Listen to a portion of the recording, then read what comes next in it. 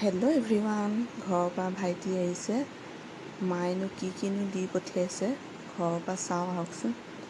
এয়া জাহাজী কল দি পঠিয়াইছে, কল 3 আখি দি পঠিয়াইছে আৰু লগতে ঢেকীয়া শাক কেইমুঠিমান দি পঠিয়াইছে। কিমান ধুনীয়াকৈ মুঠি কৰি বান্ধি পঠিয়াইছে এয়া ভাত কেৰেলা, এয়া হৈছে কচুলতি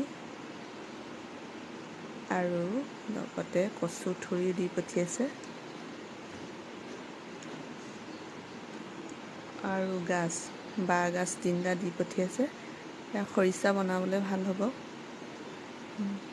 বাঁহগাজ 3টা দি পঠিয়াইছে আৰু এয়া কি হয় ধৰিব পাৰিছেনে আপোনালোকে? জনাবচোন কি কয়। আৰু লগতে গোমধান, এয়া কিমান বস্তু দি পঠিয়াইছে, ঢেৰ বস্তু। এয়া মৰম